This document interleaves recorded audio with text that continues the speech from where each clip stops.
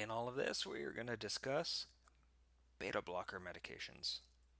And our beta blocker medications, well, they block beta receptors. So they do exactly what they sound like they're doing.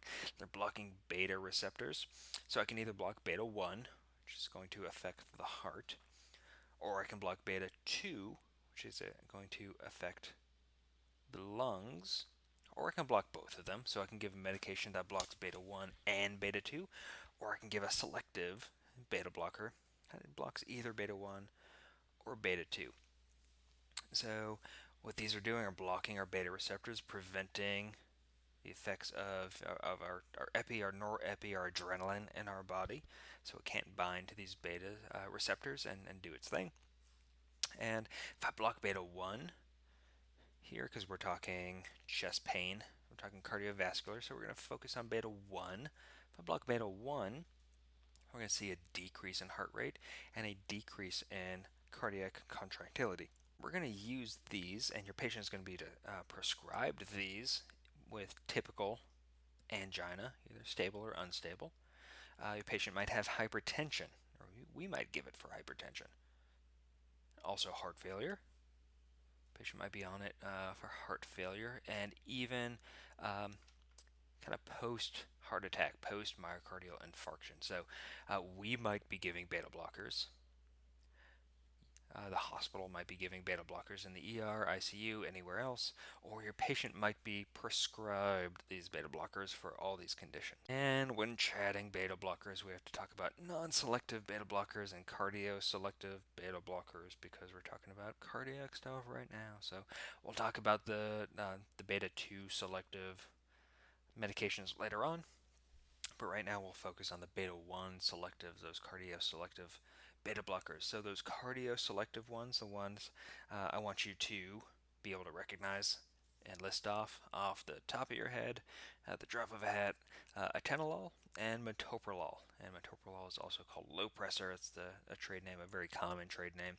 Both of these are very common. Cardio-selective, beta 1 selective medications. So they block beta 1. They're not completely selective to beta 1, but they block beta 1 much more. A lot more affinity to beta 1 than they are beta 2. Our non selective ones that you'll see prescribed out there pretty commonly, propranolol. Propranolol just kind of like goes, you know what, screw it, beta's beta. So beta 1, beta 2 is going to block both. It's non selective, but our cardio-selective, our beta-1 selectives are atenolol and metoprolol. And just a few more up here. Again, those are the three that I want you to know off the top of your head.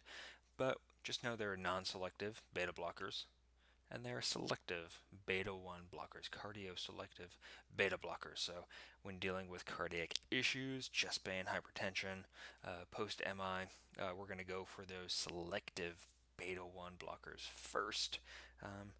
And then physician might prescribe propranolol, this non-selective beta blocker, based on patient history, based on other comorbidities, other things going on. But just know there are cardio-selective beta blockers and non-selective beta blockers. Right, so we just went through all of this stuff. We got nitrates, we have calcium channel blockers, we have beta blockers. Well, which one are we going to give? Which one is your patient going to be on? Which one is the physician going to prescribe to your patient, and why? Well, when it all comes down to it, it all comes down to supply versus demand. Does supply match demand?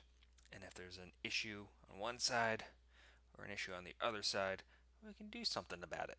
So on the demand side, is it a heart rate issue? Is it a contractility issue? Then we're going to focus on our calcium channel blockers, our non-dihydropyridines. We're going to focus on our beta blockers, our cardio-selective beta blockers. Right? If it's a supply issue, right? Is it just like this flow distribution, coronary artery flow? Well, calcium channel blockers, our dihydropyridine calcium channel blockers, our nitrates can help this.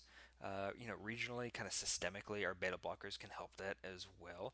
If it's just coronary blood flow, our nitrates can help that.